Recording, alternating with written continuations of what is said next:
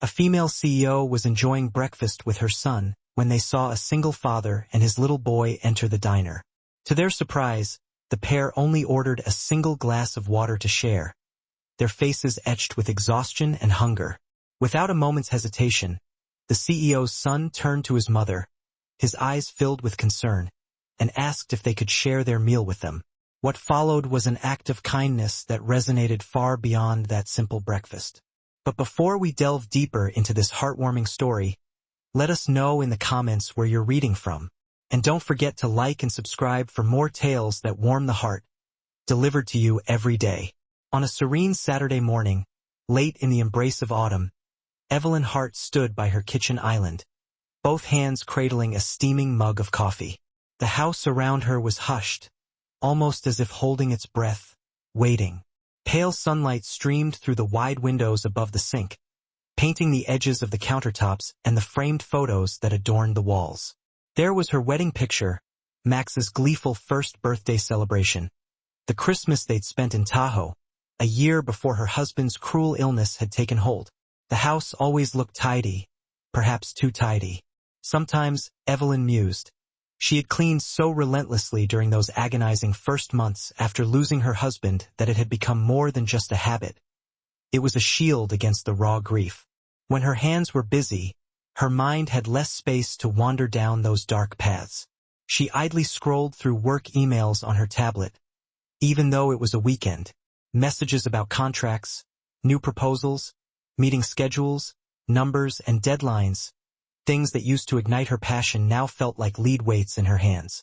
With a sigh, she set the tablet down, rubbing the bridge of her nose, trying to ease the building tension. The soft, familiar hum of the refrigerator filled the silence, a constant, unwavering presence. At the nearby breakfast table, 6-year-old Max was engrossed in his cereal, his small legs swinging back and forth beneath the chair. He hummed a catchy tune he had picked up from a cartoon, a comforting little melody that rose and fell without any particular rhythm. He glanced at his mother, testing the waters, waiting to see if he truly had her attention. Evelyn lifted her eyes and offered him a warm smile, the kind that reached all the way to her eyes. "Mom," he said, pushing a spoon through the milk, making little whirlpools. "Can we go somewhere today?" She blinked, momentarily distracted. "We are somewhere." He giggled, shaking his head with an exaggerated roll of his eyes. "I mean somewhere fun, not your office." A tiny pinch of guilt tightened in her chest. She hadn't meant to make her office feel like his second home, but lately, that's exactly what it had become. Too often, actually. "Yeah, buddy," she said softly, trying to compensate. "We can do that. I think we could both use a little break." He perked up instantly, like a sunflower turning its face towards the sun. "Can we get pancakes?" "Let's see what we find," she replied, reaching over to ruffle his light brown hair, which was still warm and slightly damp from sleep. She finished her coffee, rinsed out the mug, and set it upside down to dry. Something in her began to relax, the rigid lines around her mouth softening. Maybe a slow, unstructured day would do them both some good. They grabbed their jackets, his a puffy, bright blue one, and hers a creamy, soft sweater, and stepped outside. The Santa Fe air greeted them, cool and clean, carrying a faint, refreshing scent of juniper carried on the gentle breeze. Fallen leaves, crisp and colorful, skated along the driveway as they walked toward the SUV. Max hopped once before getting in, as if shaking off the last remnants of a dream. As she buckled her seatbelt, Evelyn felt a rare sense of stillness settle within her. No meetings, no spreadsheets, just her little boy and a wide-open morning. She started the car and they headed down Old Santa Fe Trail. The sky was a brilliant western blue, streaked with wisps of thin, delicate clouds. The radio played an old country song, one her husband used to tap his fingers to on the steering wheel. The memory brushed her heart, gentle and unexpected, like a feather. She let it sit with her for a moment, acknowledging the familiar ache. The way you let a warm hand rest on yours, offering comfort without demanding attention.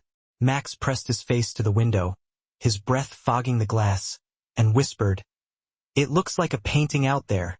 It really does," she said, glancing at the rolling golden hills and the charming adobe homes tucked behind low fences. The world felt softer, more forgiving than it had in a long time. A few miles down the road, a small, weathered wooden sign came into view. Sunset Grill. It leaned slightly to the left, as though tired of standing guard. The parking lot was about half full. Evelyn slowed the car, her gaze sweeping over the familiar scene. "How about this place?" she asked. Max nodded enthusiastically, already reaching for his seatbelt buckle. Inside, the diner smelled like warm maple syrup, freshly brewed coffee, and crispy cooked bacon. The bell above the door chimed merrily as they entered, announcing their arrival. The waitress behind the counter offered them a tired but genuine smile, her eyes crinkling at the corners. The booths were worn, the vinyl cracked in places, but everything felt lived in and comfortably familiar. On the walls hung framed black and white photos of old Santa Fe from decades earlier, offering glimpses into the town's rich history.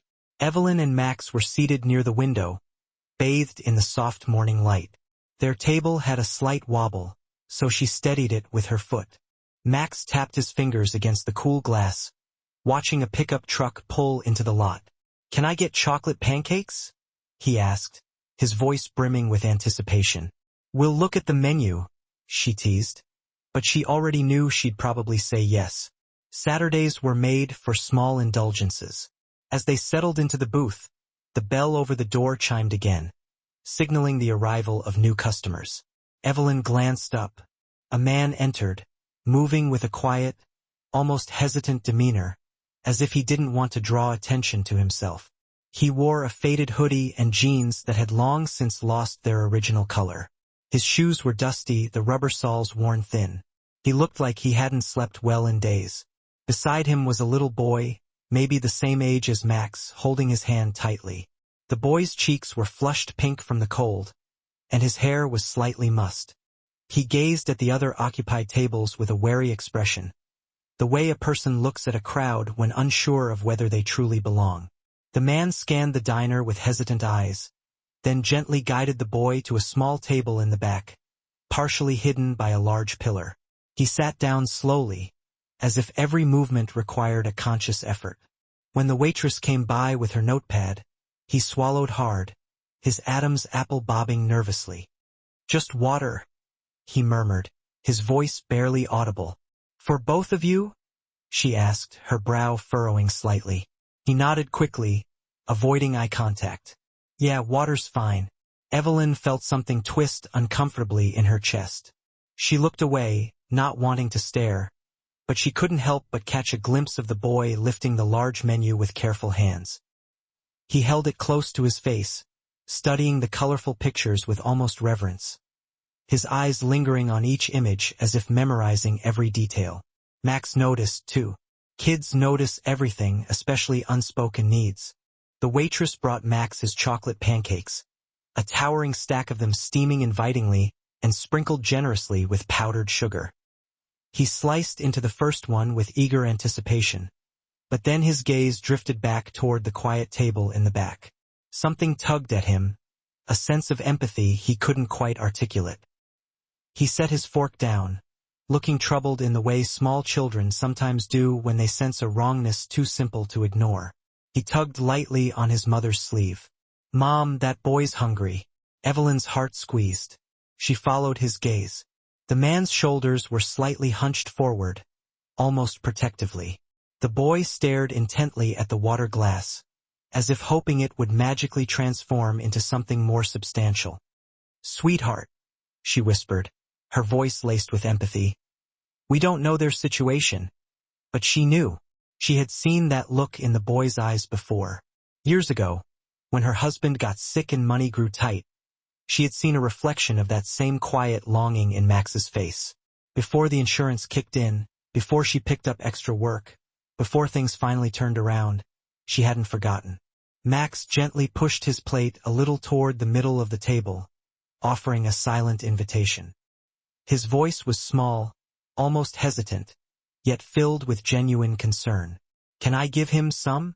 Evelyn looked at him, really looked at him, taking in his earnest face, his eyes filled with simple, uncomplicated concern.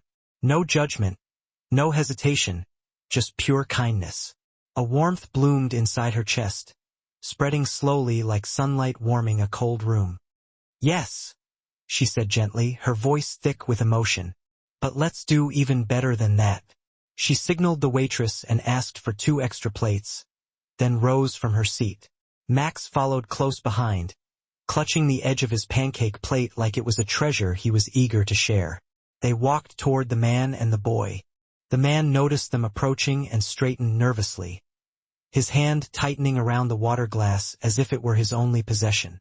"Hi," Evelyn said softly, her voice calm and reassuring.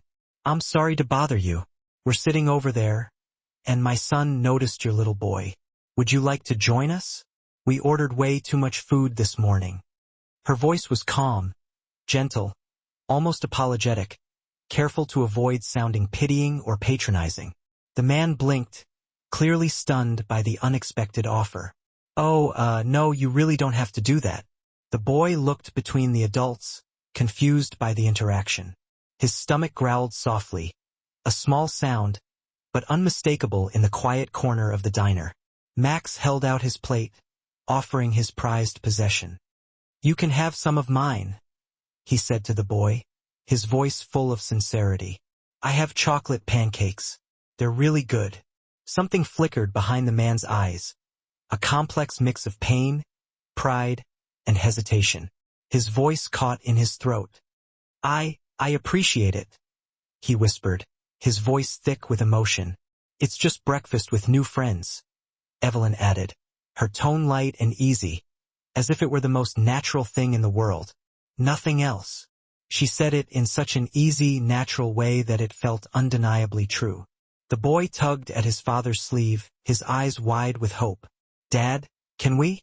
The man looked down at him, his expression softening, then back at Evelyn, his shoulders slowly relaxing.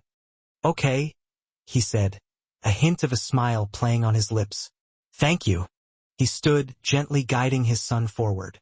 "I'm Daniel, and this is Eli."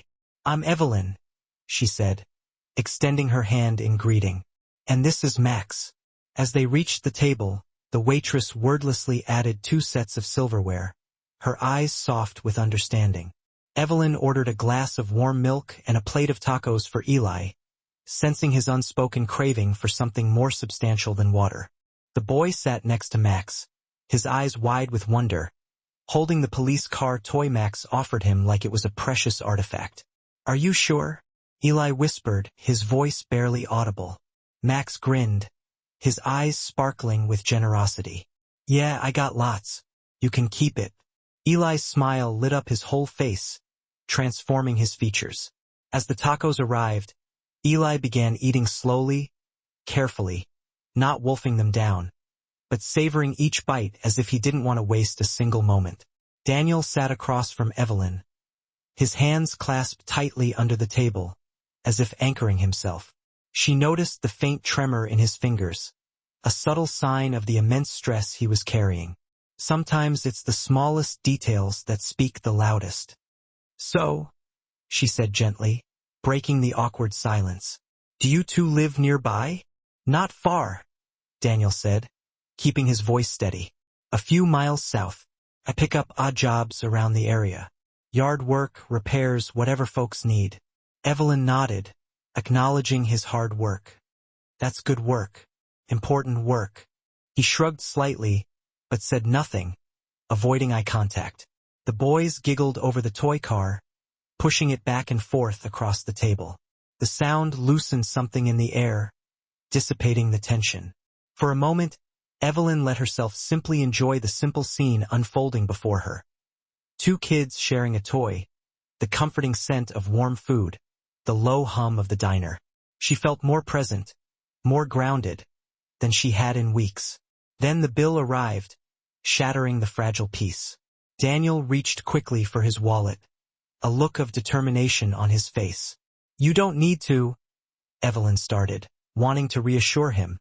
"I should at least pay for our order," he said quietly, almost pleading.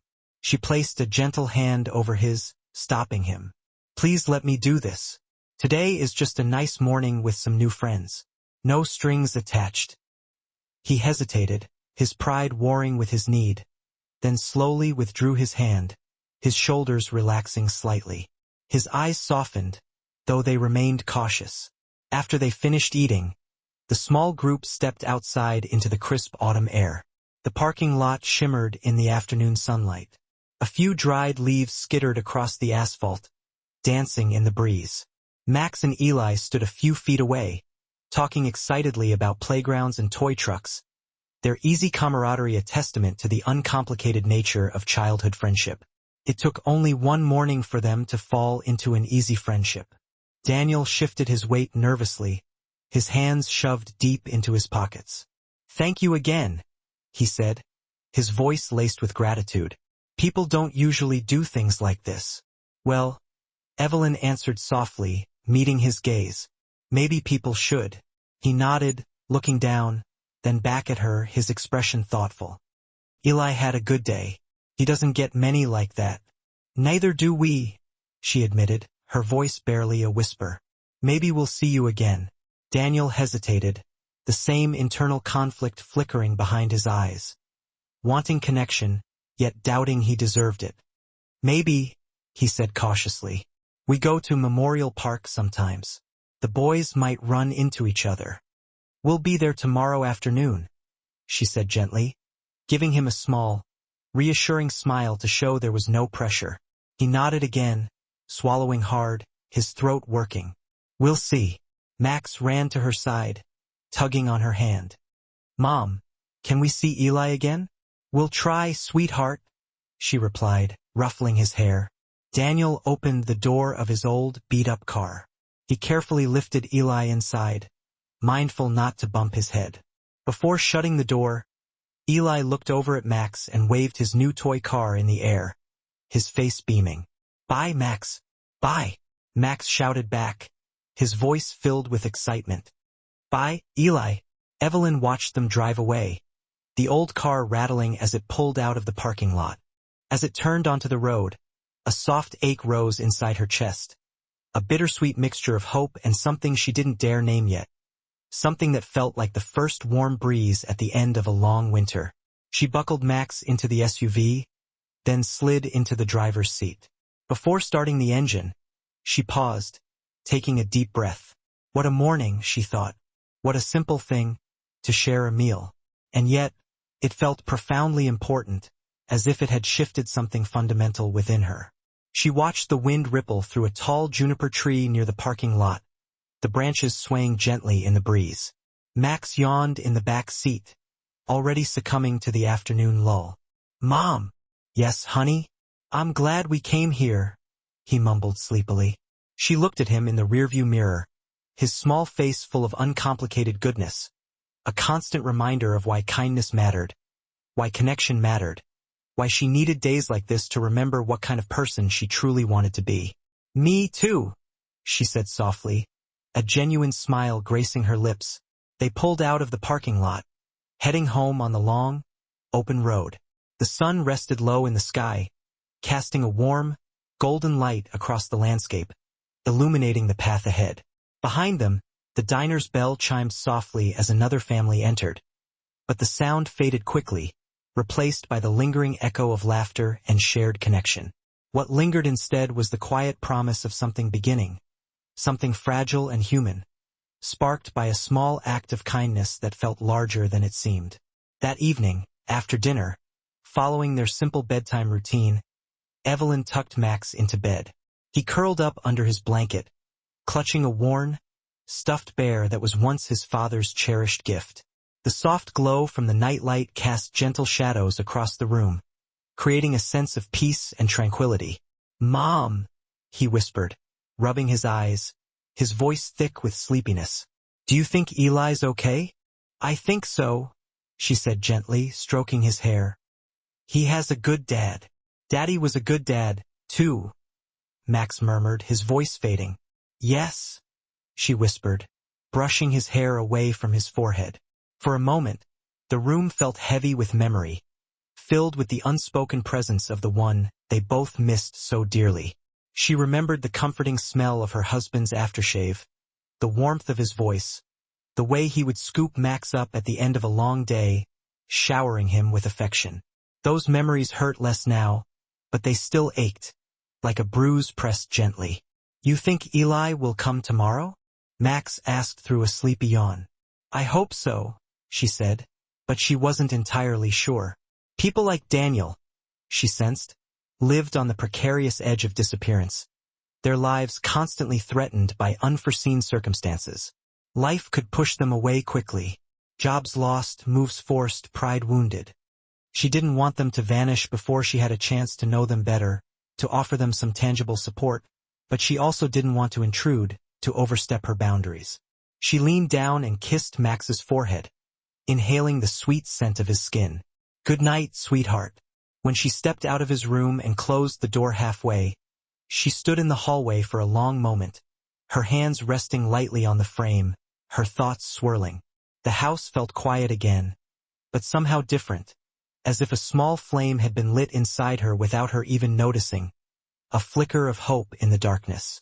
Downstairs, the kitchen was dim except for the soft light over the stove, casting long shadows across the room. She poured herself a glass of water and leaned against the cool countertop, gazing out the window. Through the glass, the night sky was clear and vast, sprinkled with a million shimmering stars, a breathtaking display of cosmic beauty. The town below was silent, save for the occasional sound of a car passing down the distant road, a reminder of the world continuing its relentless spin. Her thoughts drifted back to Daniel, his tired eyes, the hesitation in his voice, the quiet care with which he guided Eli through the unfamiliar world. She wondered how much weight he carried on his shoulders every day, and how he found the strength to keep standing under it. She admired him for his resilience, for his unwavering devotion to his son. She felt something else, too. A subtle pull, a quiet curiosity, a desire to understand him more, to learn his story, but she kept that feeling tucked away, carefully guarded. "Don't rush," she warned herself. "Kindness is enough for now." The house ticked with settling sounds as she turned off the kitchen light, plunging the room into darkness. She climbed the stairs slowly, not wanting the day to end just yet, wanting to savor the memory of it. It had been a long time since something so simple had filled her with such quiet warmth, such a profound sense of connection. By the time she got into bed, the moon had risen high above the rooftops, casting its pale, ethereal light through the windows. Its soft glow traced delicate lines across the ceiling, painting the room in shades of silver and gray. Evelyn lay on her back, her hands folded on her stomach, listening to the stillness of the night. "Maybe tomorrow," she whispered into the darkness, her voice barely audible, and with that small, fragile hope resting in her chest, she let sleep take her, pulling her into its embrace. The next day, she and Max did go to Memorial Park, drawn there by an unspoken longing. They sat on a weathered wooden bench near the playground, the crisp breeze carrying the scent of damp leaves and fragrant pine needles. Max kept scanning the pathways, his head swiveling, searching every face that passed, his young eyes filled with hope. Evelyn tried not to look too eager, tried to appear nonchalant, but her heart still lifted every time a father and son walked by, her breath catching in her throat. An hour passed, then another, stretching out into an eternity. Still, there was no sign of Daniel or Eli. Children laughed, dogs barked, leaves tumbled from the trees, but she felt a small hollow forming inside her chest, a growing sense of disappointment. She wasn't sure why their absence hurt so much, why it felt like such a personal loss, but it did.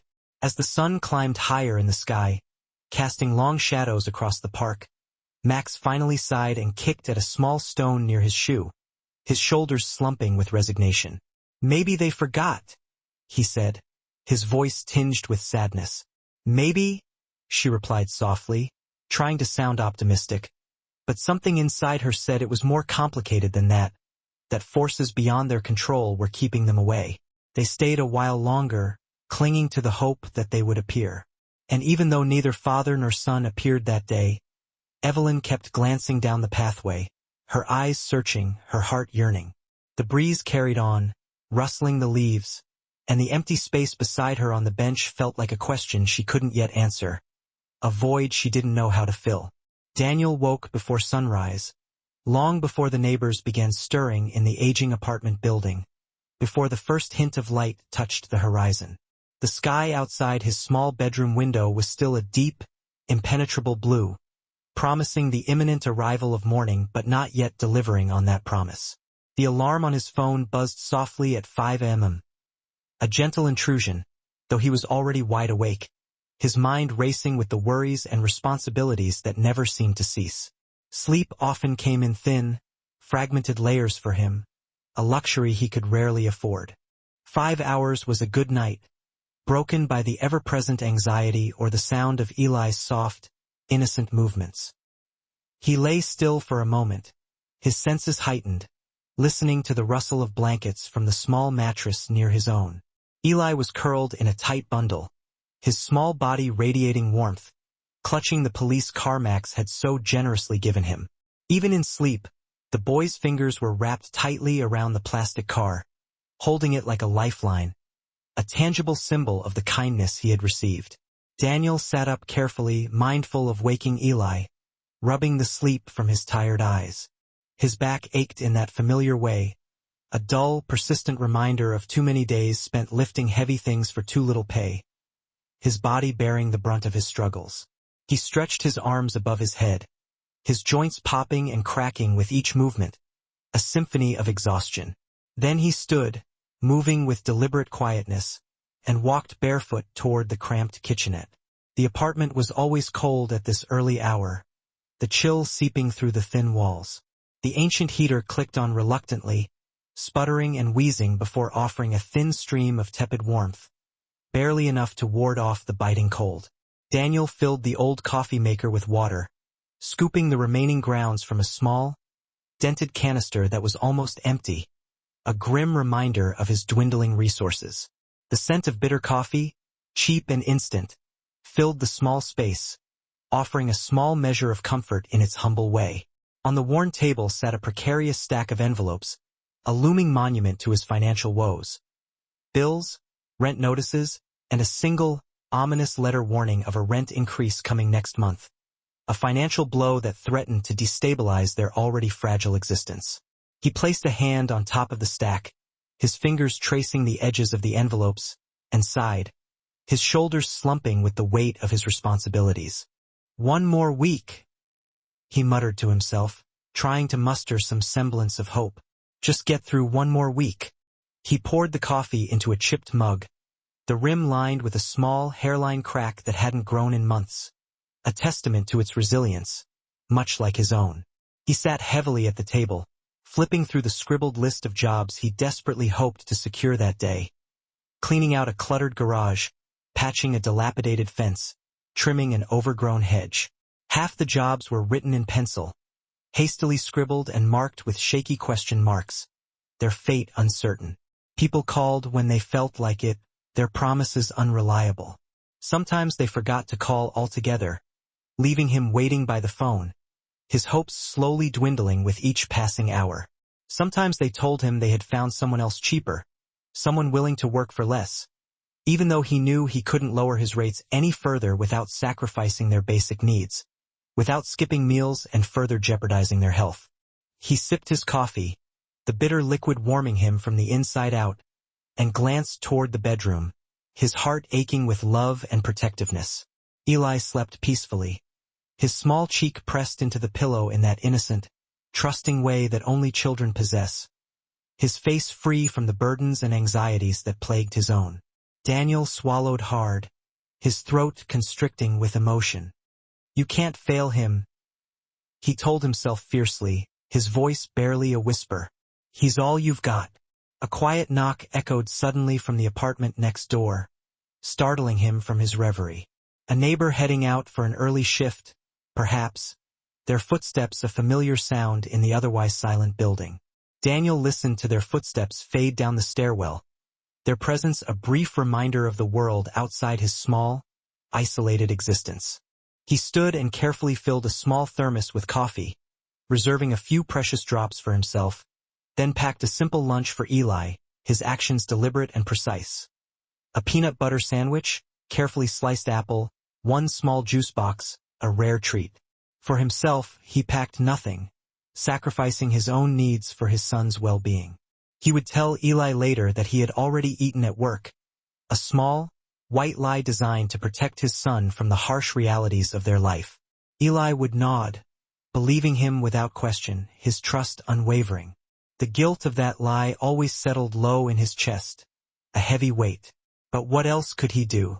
Money stretched only so far, and his son's well-being always took precedence. When things got tight, Daniel made sure Eli never felt the pinch, shielding him from the anxieties and insecurities that consumed him. That was his quiet promise, the vow that fueled his every action. He washed his face with cold water, hoping to erase the fatigue etched on his features, pulled on his worn hoodie and old jeans, and glanced once more at the sleeping boy before quietly leaving for the first job of the day, his heart heavy with a mixture of love and apprehension. The autumn sun was just beginning to peek over the horizon as Daniel reached the small house on Canyon Road, where he had been hired to repair a broken fence.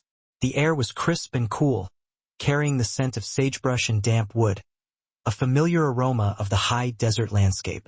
He set his toolbox down on the gravel driveway, the metallic clang echoing in the stillness of the morning, and greeted the homeowner, a middle-aged woman with kind eyes and a warm smile, wearing a thick wool sweater to ward off the morning chill. "I'll get the materials," she said, gesturing towards the back of the house. "You just tell me what you need." He nodded, grateful for her straightforward approach, his voice respectful. "Yes, ma'am." As she walked off, Daniel knelt beside the broken fence, his joints protesting with each movement, examining the damaged planks with a practiced eye. The cold air stung his fingers, numbing his skin. He brushed dust from his knees, a habitual action, and got to work, his hands moving with a skill honed over years of hard labor. It was the kind of slow, repetitive physical labor that kept his mind somewhat calm, a welcome distraction from his worries, at least for a while. But around noon, hunger gnawed at him, a familiar ache in his stomach. He sat on the ground, his muscles protesting, pulling out his meager lunch bag. It contained only the apple slices and half the peanut butter sandwich he had carefully saved for Eli, his own needs secondary. He ate half of the half sandwich, savoring each bite, then carefully wrapped the rest again, preserving it for later. He drank water from a plastic bottle, its contents lukewarm. "He'll never know," he reminded himself, his voice barely audible. "That's how it should be. He's just a kid." From the house, he could hear a radio playing old country music, the twangy melodies drifting through the air. The same kind of music Evelyn had on in her car the day they met at the Sunset Grill. That memory drifted in softly, unbidden, like a warm breeze through a cracked door. The diner, the smell of pancakes and coffee, Max's bright, inquisitive eyes, Evelyn's gentle voice and her unexpected kindness. He had been suspicious at first, questioning her motives, wondering what she wanted. Why would a woman like her, a woman of obvious means and social standing, even bother to talk to him, a struggling single father? But her kindness had felt genuine, natural, like she truly saw him, not the clothes he wore, not the calloused hands that bore the marks of hard labor, but him, the person beneath the surface. He shook the thought away, banishing the fleeting moment of warmth, picked up his tools and kept working, focusing on the task at hand, pushing aside the memories that threatened to distract him. That afternoon, in a very different part of Santa Fe, Evelyn stood in the bright, sterile conference room of her firm, a world away from Daniel's struggles. The large windows looked out over the sprawling city, the sunlight reflecting off the polished surfaces of cars and the gleaming rooftops below. Her team sat around the long, polished table, their faces serious and focused. Lawyers, project managers, the financial officer, a carefully selected group of ambitious professionals. They were discussing a lucrative development project that would replace a row of older, run-down apartments with new, high-end luxury condos, a project that promised significant profits. "This area is perfect for an upscale pivot," one of the project managers said, his voice brimming with enthusiasm. We can raise rents significantly. The market will easily support it. Another chimed in, nodding in agreement. We'll get higher returns with significantly less maintenance costs. It's the smartest financial move from every angle. Someone joked lightly, a hint of callousness in their tone. We might have to price out some of the riffraff, though. The room chuckled, a collective sound of agreement, but Evelyn didn't join in. She stared at the spreadsheet projected on the wall, her eyes scanning the rows of numbers, estimates, and projected profit margins. It all looked orderly and clean, meticulously calculated and strategically sound, but something felt deeply off, a nagging sense of unease that she couldn't quite shake.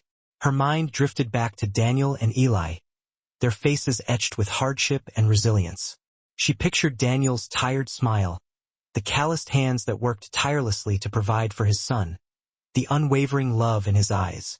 She imagined families like his, families struggling to make ends meet, being forced out of their homes because of decisions made in rooms like this, decisions driven by profit and devoid of empathy. How many Daniels have we moved out without even knowing their names, without even considering the impact on their lives?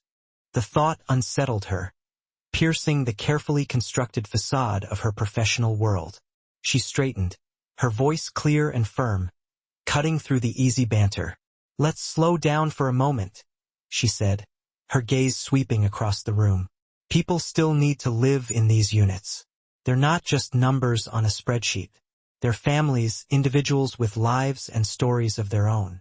The room shifted, the atmosphere subtly changing. A few eyebrows rose in surprise, and the smiles faded, replaced by expressions of confusion and discomfort. Of course, Evelyn, someone said quickly, recovering their composure. We're just talking strategy, exploring all the possibilities. But she knew it wasn't just strategy. These were real lives, real people whose fates were being decided in this room, their futures hanging in the balance. She leaned back in her chair, feeling the weight of her responsibility, the burden of her position. Of two worlds, each exerting its own gravitational pull on her. There was the business world, a realm of ruthless efficiency where numbers reigned supreme, and then there was the human world, the one she had glimpsed anew through her connection with Daniel and Eli. Sunday arrived, a study in contrasts, cold yet bright. Memorial Park was ablaze with the golden hues of fallen leaves, scattered like coins across the verdant grass. Families ambled along the paved paths, dogs straining at their leashes, children's laughter echoing from the playground. In the distance, a lone figure tossed a frisbee, a fleeting splash of color against the autumn landscape. Evelyn and Max strolled hand in hand down the paved path, Max clutching a small soccer ball possessively under his arm, his eyes darting about with hopeful anticipation. Do you think they'll come today? He asked, his voice tinged with a childlike eagerness. I certainly hope so, Evelyn replied, her tone laced with a gentle encouragement. They settled onto their familiar wooden bench, the weathered planks worn smooth by countless sitters. Max tapped the soccer ball against his shoe, then sent it rolling a few feet before stopping it again with a practiced flick of his ankle. Evelyn watched the families passing by, some bundled in thick scarves and winter coats, others nursing steaming cups of coffee or hot chocolate. A sense of tranquility pervaded the air, a gentle rhythm to the day. Yet, she found herself glancing down the path every minute or so, her gaze searching, yearning. Finally, after what felt like an eternity, almost an hour, she spotted a figure in the distance, walking towards them. Tall, with a slight stoop to his shoulders, he wore a faded hoodie, pulled low over his brow. Beside him, a smaller figure skipped along, holding his hand tightly. Max jumped up from the bench, his face lighting up like a Christmas tree. Eli, he shouted, his voice ringing with unrestrained joy. Eli's face mirrored Max's, breaking into a wide, radiant smile. He pulled away from Daniel's grasp and broke into a small, uneven run, his steps filled with an eager anticipation. Daniel trailed behind him, his movements slower, almost hesitant, a hint of shyness in his posture. Evelyn stood up, her heart swelling with warmth. You made it, she said, her voice filled with genuine happiness. Daniel nodded, slightly out of breath. Eli wouldn't let me off the hook, he explained, a faint smile playing on his lips. The boys, oblivious to the adults, immediately bolted towards the playground, their laughter echoing in the crisp air, leaving Evelyn and Daniel standing alone in the quiet space between them. Evelyn gestured towards the bench. "Sit with me," she offered, her tone warm and inviting. "Sure," Daniel said quietly, his gaze fixed on the two boys already scaling the jungle gym. They settled onto the bench, leaving a respectful few inches of space between them, an unspoken acknowledgement of the boundaries that still existed between their lives. The park's fountain gurgled nearby, its gentle music filling the silence, a soothing backdrop to their tentative reunion. Leaves rustled in the branches overhead, stirred by a playful breeze, and a dog barked in the distance, a comforting reminder of the life teeming around them. "How was your week?" Evelyn asked, breaking the silence. "Busy," he said, his gaze still fixed on the boys. "Job here and there. Enough to keep me moving." She sensed he was holding back, that there was more to his week than he was letting on, but she refrained from pressing him. She respected his privacy, his need to guard his vulnerabilities. "Max missed Eli," she said softly, hoping to steer the conversation towards safer ground. Daniel smiled faintly, his eyes crinkling at the corners. "Yeah, Eli talked about him a lot, too," he admitted, his voice tinged with affection. She nodded, a warm feeling spreading through her chest. "Kids make friends so easily," she observed, a hint of wistfulness in her voice. "Wish adults were more like that," he murmured almost to himself. She glanced at him, intrigued by his comment. His eyes were fixed on the two boys, now engrossed in a game of tag, their faces flushed with exertion and joy. There was a softness in his gaze, a quiet, unwavering love that tugged at her heartstrings, making her chest ache with a tenderness she hadn't felt in years. They talked in small, measured pieces about the weather, about the kids, about how the days were getting shorter, the inevitable march towards winter. He told her a little about the fence repair job he had been working on, carefully omitting the part about skipping lunch to make ends meet. "Sounds like you're good with your hands," she said, genuinely impressed by his quiet competence. "I try," he replied, shrugging modestly. "Hard to keep steady work, though. People hire when it's convenient for them." Evelyn hesitated, weighing her words carefully before speaking. "Would you be open to getting more regular jobs?" she asked, her tone tentative. "I know a couple of people who might need help with repairs." Daniel's shoulders tensed slightly, a flicker of suspicion in his eyes. "I don't want no handout," he said, his voice hardening. "It's not a handout," she said quickly, her voice laced with sincerity. "Just a recommendation. I only give out the names of people I trust." He considered her words, his jaw tightening, then slowly relaxing. He recognized the genuineness in her offer, the underlying respect. He nodded slowly. "Okay," he said, his voice barely above a whisper. "That would help. Thank you." She smiled, relieved that she had navigated the delicate situation without causing offense. "I'll reach out to a few folks tonight," she said, her tone warm and encouraging. He swallowed, looking both relieved and embarrassed. "I appreciate it," he said, his voice thick with emotion. "Really?" she asked, wanting to make sure he understood her sincerity. A gentle breeze brushed past them, carrying the faint scent of pine needles and damp earth. Their shoulders were close, closer than before, but still careful, a silent acknowledgement of the growing connection between them. Evelyn glanced at him again and noticed the deep lines of fatigue etched around his eyes, the weariness that seemed to settle deep in his bones. She wondered how many nights he had stayed up worrying, how many meals he had skipped to ensure Eli had enough. A question pressed at her lips, a burning desire to offer him comfort. "Are you okay?" But she held it back, afraid of intruding, of making him feel exposed and vulnerable. He seemed to sense her concern, offering a small, rueful smile. "Not yet," he said softly. "Maybe not ever." She didn't want him to feel pitted or exposed. "Not yet." Maybe not ever. She didn't want him to feel exposed. Over the next few weeks, meeting at Memorial Park on Sunday afternoons became a cherished habit, a quiet ritual that both of them looked forward to. Sometimes, Evelyn would accidentally bring muffins, claiming that Max had insisted on baking too many. Sometimes, she would bring a container of sliced fruit, a colorful offering to share. Once, on a particularly brisk day, she brought a thermos of hot cocoa, its rich aroma filling the air, offering it to Daniel and Eli without making it seem like a charitable act. Daniel always accepted slowly, with a mixture of gratitude and discomfort, a silent struggle between his pride and his needs. One Sunday, she noticed holes worn through the soles of Eli's shoes, a clear indication of the strain Daniel's budget was under. She didn't say anything, not wanting to embarrass him, but the image stayed with her, a silent reminder of the challenges he faced. Another Sunday, Daniel arrived quiet and pale, his energy noticeably depleted.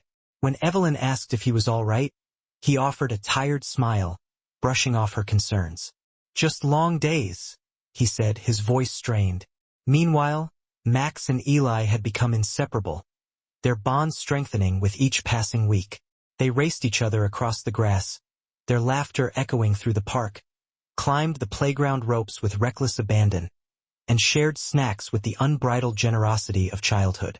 Evelyn and Daniel sat on the bench, talking more each week, slowly peeling back the layers of their lives. She learned that he was 32, but felt older, wearied by life's hardships.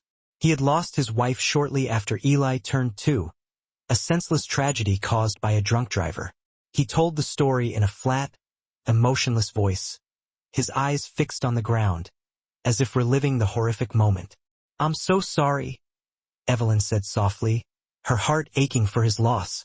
He nodded, acknowledging her sympathy. "You never really recover," he said quietly. "You just keep going because you have to, for the sake of the ones who depend on you." Something inside her tightened, a shared understanding of the weight of grief, of the relentless responsibility of carrying on in the face of unimaginable loss. She understood that more than he knew. One Sunday, as they sat on the bench, dark clouds gathered overhead, casting an ominous shadow over the park. A sudden rainstorm erupted, thick drops of rain splashing onto the pavement, sending families scattering for shelter. Evelyn grabbed Max's hand and hurried towards the parking lot, the wind whipping her hair around her face. When she saw Daniel struggling to shield Eli from the downpour with his thin jacket, she called out, "Come with us. We're parked right there." Daniel hesitated, water already dripping from his hair, plastering his hoodie to his thin frame. "Your place isn't near ours," he said, reluctant to impose. "We're going in your direction," she lied gently, not wanting to leave him stranded in the storm. He froze for a moment, his eyes searching hers, then nodded, his resistance finally crumbling. Inside the SUV, warmth enveloped them, a welcome contrast to the cold rain lashing against the windows. The boys, oblivious to the tension between the adults, laughed at the sound of the rain drumming on the roof, drawing little shapes on the fogged-up windows with their fingers. Daniel sat quietly beside Evelyn, water dripping from his hoodie onto the floor mat, creating a small puddle. He looked uncomfortable, as if he worried about making a mess, of disrupting the order of her pristine vehicle. "Relax," she said with a reassuring smile. "Seats can dry." He nodded but said nothing, his hands resting stiffly on his lap, as if afraid to touch anything. "Do you ever let people take care of you?" she asked lightly, probing gently at his ingrained self-reliance. He let out a hollow laugh, devoid of humor.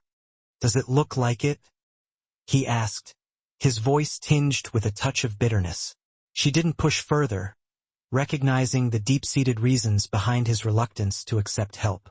The silence between them felt meaningful, not awkward, filled with unspoken understanding and a growing sense of connection.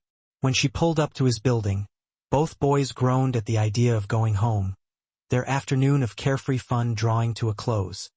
"Can Eli come over sometime?" Max asked eagerly, his eyes pleading. "Maybe," Daniel said, looking at Evelyn as if unsure, seeking her approval. "Of course," she answered warmly, her smile genuine. "Any time." Daniel opened the door, then paused, turning back to face her. He looked at her, rain still dripping from his hairline, his eyes filled with a quiet gratitude. "Thank you," he said softly, "for all of this." She didn't know what to say, his simple words touching something deep inside her, stirring emotions she had long suppressed.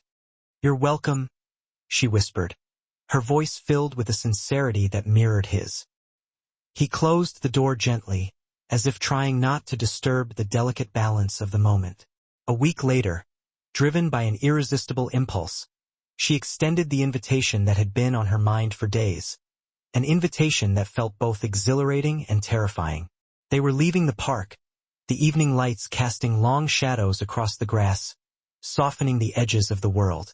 The boys were dragging their feet, reluctant to leave, not wanting the day to end. "Daniel," she said, stopping near her car, taking a deep breath, "would you and Eli like to come over for dinner next Saturday?" He froze, his body tensing, his eyes widening in surprise. "Dinner?" he repeated, as if he hadn't heard correctly. "Yes," she said, her voice gaining confidence. "Nothing fancy, just us and the kids. You don't have to bring anything." His eyes flickered with a kaleidoscope of emotions: hesitation, pride, worry, and a hint of fear. "I don't know," he murmured, his voice laced with uncertainty. "Your place is different from ours." "So?" she said gently, her voice laced with understanding. "They're just walls. Dinner is dinner." His shoulders softened slightly, a flicker of hope igniting in his eyes. Eli tugged on his sleeve, his face lighting up with excitement. "Can we, Dad? Can we go?" Daniel looked at his son, his heart melting under the force of Eli's innocent plea, then at Evelyn, his gaze searching hers, seeking reassurance. Something in his face eased, the tension slowly dissipating. "Okay," he said, a small smile gracing his lips. "We'll come." Back home, Daniel tucked Eli into bed, the boy exhausted but radiating joy, his thoughts already consumed by the upcoming dinner at Evelyn's house. Daniel sat on the edge of the bed, smoothing Eli's hair, his heart swelling with a mixture of love and apprehension. "You had a good time today," he said, his voice soft and tender. "Yeah," Eli murmured sleepily, his eyelids fluttering. "I like Max, and I like Miss Evelyn. She's nice." Daniel swallowed, his throat tightening with emotion. "She is," he agreed, his voice barely above a whisper. Eli hugged his beloved police car, his eyes drifting closed. "Do you like her, Dad?" he asked, his question innocent and direct. Daniel froze, his heart skipping a beat. He hadn't anticipated such a direct question. "I think so," he said finally, choosing his words carefully. "She's kind." Eli smiled, his eyes fluttering shut, surrendering to sleep. Daniel watched him sleep for a moment, his heart overflowing with love and protectiveness, then stood and stepped into the small, dimly lit living room. The soft glow from the street lamp outside cast long shadows across the worn carpet, illuminating the humble surroundings. He sat on the couch, elbows on his knees, hands clasped together, his mind racing with a whirlwind of thoughts. He thought about the upcoming dinner, about stepping into Evelyn's world, a world of privilege and comfort that felt worlds away from his own. He pictured her house, a house that was probably twice the size of his cramped apartment, with clean walls, warm lights, and sparkling dishes. One dinner, he told himself, trying to temper his expectations. Just one. Don't get used to it. But deep down, a small part of him, a part he had tried to suppress for years, wanted more. Wanted the warmth, wanted the connection, wanted the simple comfort of talking to someone who saw him as more than just a man scraping by, a single father struggling to make ends meet. The truth scared him. He leaned back against the worn cushions, staring up at the ceiling, his mind tormented by doubts and insecurities. What if this doesn't last? He wondered. What if I'm just someone she's helping because she can? Because she feels sorry for me? The thought pressed heavy against his rib cage, suffocating him with a sense of dread. Still, despite his fears, he couldn't deny the overwhelming sense of anticipation that had been building inside him all week. He was genuinely looking forward to Saturday, to spending time with Evelyn and the kids, to sharing a simple meal in a warm and welcoming home. Saturday evening arrived, crisp and cool, the air filled with the promise of autumn. Evelyn's home glowed softly from the inside, warm lights spilling through the windows, beckoning them inside. She had cleaned more than necessary, not out of vanity, but out of nerves, wanting to create a welcoming atmosphere for Daniel and Eli. She wanted them to feel comfortable, not overwhelmed by the trappings of her privileged life. Max buzzed with excitement, bouncing on the balls of his feet, his anticipation palpable. Are they here yet? Are they coming? What if they get lost? They'll be here soon, Evelyn assured him, smoothing her sweater and checking the table one last time, ensuring that everything was perfect, every detail meticulously arranged. When the knock came, her heart jumped, a surge of adrenaline coursing through her veins. She took a deep breath, composing herself, and walked to the door, her hands trembling slightly. Daniel stood there, his hands shoved deep into his sleeves, Eli's small fingers gripping his father's hand tightly. Both of them looked slightly shy, their eyes wide with a mixture of awe and apprehension, as if they were stepping into a world they weren't sure they belonged in. "Come in," she said warmly, her voice filled with genuine welcome. They stepped inside, hesitantly crossing the threshold, entering a realm that felt both familiar and foreign. Eli's eyes widened as he took in the open living room, the neatly arranged shelves, the soft glow of the lamps, and the tantalizing smell of roasted chicken drifting from the kitchen, a symphony of sensations that overwhelmed his senses. Daniel tried not to look impressed, trying to maintain his composure, but a flicker of admiration crossed his face as he surveyed the tastefully decorated space. "It smells good," he said quietly, acknowledging the inviting aroma. "I'm glad," Evelyn replied, her smile warm and genuine. "Dinner won't be too fancy. I wanted it simple." "That's perfect," Daniel said, relieved by her words, easing the tension that had been building inside him. Max ran over and grabbed Eli's hand, his face beaming with joy, dragging him towards the playroom, eager to resume their adventures. Daniel watched them go, a small but genuine smile forming on his lips, a reflection of the happiness radiating from his son. "He's really happy here," she said, her voice soft and filled with warmth. "I'm glad." She led Daniel to the kitchen, offering him a seat at the island, wanting to create a more intimate setting. He sat carefully on the stool, as if afraid to disturb anything, his movements cautious and deliberate. They talked slowly at first, their conversation tentative, but soon their words flowed more easily, as they discovered common ground and shared experiences. She learned that he had found new job leads through her friends, grateful for the lifeline she had extended. He learned that her husband had been a kind and loving man who loved to cook on weekends, filling their home with laughter and delicious aromas. They found common ground in grief, in parenthood, in wanting a simple, honest life for their children, a shared desire for stability and happiness. At one point, as she stirred gravy on the stove, her movements graceful and efficient, he said softly, his voice laced with genuine curiosity, "I don't know why you're helping us the way you do." She paused, her spoon hovering over the pot, her eyes meeting his. "I'm not helping," she said gently, her voice filled with sincerity. "I'm connecting and it feels good.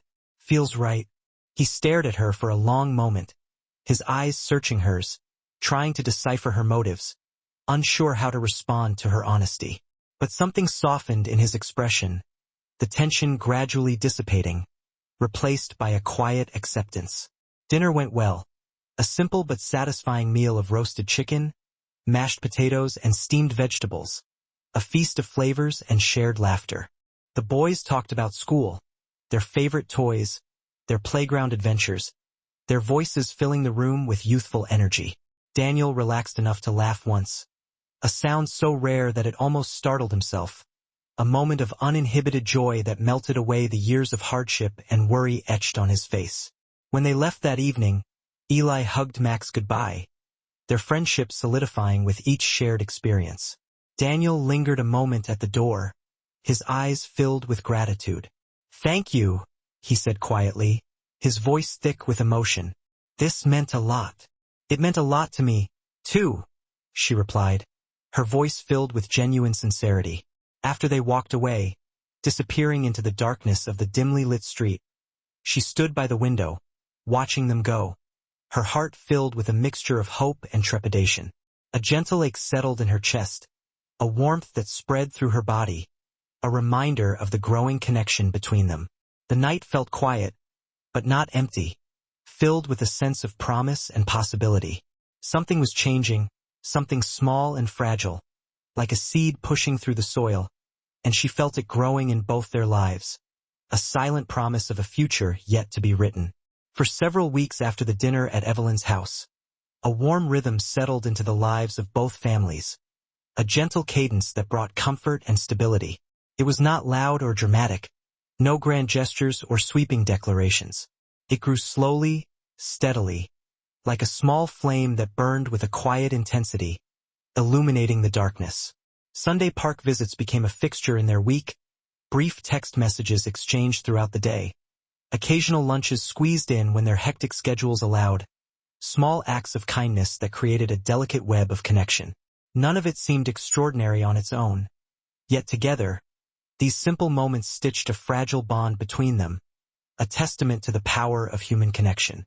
Daniel began to rely on the new work he received through Evelyn's contacts, his financial situation slowly improving, easing the constant pressure he had been under. He never said it aloud, too proud to express his gratitude directly, but his actions spoke volumes. His rent jar grew a little fuller each week, the fear of the next bill arriving loosening its grip, even if only a little, allowing him to breathe a little easier. Evelyn found herself thinking often about Daniel's quiet expressions, the way he never asked for more than he needed, the soft and gentle way he guided Eli through the world, his patience seemingly endless. She admired his resilience, his unwavering determination to provide for his son, his refusal to succumb to despair despite the hardships he had faced. She also noticed that he rarely relaxed, his shoulders always a little tense, as if bracing himself for the next bad thing, his guard always up, ready to defend himself from the inevitable blows of life. But in those weeks, she saw glimpses of change, a softening around his eyes, a slight easing of the tension in his shoulders, a subtle sign that something inside him was beginning to heal, little by little. And that made what came next all the more painful, the betrayal all the more devastating. The day the two worlds collided, the day their carefully constructed bubble of connection shattered, began like any other, deceptively ordinary. A cold wind swept across Santa Fe, carrying dust and the faint scent of distant rain, a harbinger of the coming winter. Daniel had taken on a job to clean and prepare a penthouse apartment downtown, a luxurious space that was about to be put on the market. The building, a gleaming testament to wealth and opulence, towered 12 stories high above most of the surrounding structures, its glass facade reflecting the pale winter sky. Its lobby glowed with polished marble, intricate mosaics, and soft golden lights, creating an atmosphere of understated elegance. Daniel walked in with his cleaning supplies, his worn bucket, faded rags, and trusty mop, his tools of the trade. He wore his usual attire, a comfortable hoodie and faded jeans, the knees frayed from years of hard work, the fabric bearing witness to his dedication. He felt out of place from the moment he stepped through the revolving doors, a stranger in a world of designer suits and polished shoes.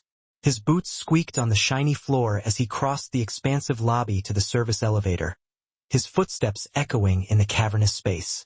The manager, a tall man with sharp features and an aloof demeanor, met him near the lift, his eyes conveying a subtle disdain. "Penthouse level," the manager said quickly, his tone dismissive. "Try to finish today if you can. The owner's team is coming this afternoon." Daniel nodded, his gaze averted, not wanting to meet the manager's condescending stare. He didn't ask questions, he rarely did. He had learned to keep his head down, to focus on the task at hand, to avoid drawing attention to himself. When the elevator doors opened onto the top floor, he stepped into a space bathed in natural light, the panoramic view stealing his breath. Floor-to-ceiling windows framed the sprawling city below, a tapestry of winding roads, rooftops, and tiny figures moving like ants, each living their own lives, oblivious to his existence. The sky above was a pale winter blue, stretched taut over the horizon. The penthouse itself was beautiful, undoubtedly luxurious, but strangely cold and sterile, lacking the warmth and character of a lived-in space. White walls, expensive furniture covered in protective plastic, a state-of-the-art kitchen that looked untouched, as if it had never been used. Daniel set his supplies down and got to work, immersing himself in the familiar routine. He wiped down countertops, cleaned the expansive glass windows, swept the gleaming hardwood floors, his movements efficient and precise, honed by years of experience. Each movement was practiced and quiet, his presence barely registering in the vast space. But as he knelt to scrub a stubborn stain from a corner of the floor, a memory surfaced unbidden, a sudden intrusion of warmth into the cold reality. Evelyn's kitchen, the warm glow of the lights, the inviting smell of roasted chicken, the sound of her soft laugh, a melody that resonated deep within his soul. The boys playing in the next room, their carefree laughter echoing through the house, a symphony of joy. A sudden warmth filled his chest, a surge of tenderness, followed by a sharp ache, a painful reminder of what he lacked, of the life he longed for but could never attain. He shook the memory away, trying to banish the intrusive thoughts, and kept scrubbing, his movements becoming more frantic, desperate to erase the images from his mind. Hours passed, each minute stretching into an eternity. His arms grew tired, his back ached, his knees throbbed with discomfort. He stood to stretch, easing the tension in his aching muscles, when he heard the distant sound of the elevator arriving, its mechanical hum a signal of impending doom. Voices followed, confident, fast-paced, overlapping each other, a cacophony of power and privilege. He didn't think much of it, assuming it was the building staff, until he heard her voice, cutting through the din like a beacon, clear, firm, and achingly familiar. We need to finalize everything by Friday. The buyer wants a clean close. Daniel froze, his heart leaping into his throat, his blood turning to ice. He recognized that voice, the voice that had become a source of comfort and joy in his life, the voice that now represented everything he couldn't have. His heart pounded in his chest as the group rounded the corner into the living room, their presence filling the space with an air of authority and purpose. There she was, Evelyn, wearing a navy blue suit that fit her perfectly, accentuating her slender figure and radiating an air of professional confidence. Her hair was neatly pinned back, framing her face, her makeup subtle but flawless, enhancing her natural beauty. She held a folder in her hand, flipping it open as she spoke to a group of 4 others, her words sharp and precise, her tone commanding attention. He had seen Evelyn look polished before, at dinners and social gatherings, but never like this, never so distant, so precise, so powerful. She stood straighter, spoke sharper, moved with an authority that belonged to someone in complete control of everything around her, a queen surveying her domain.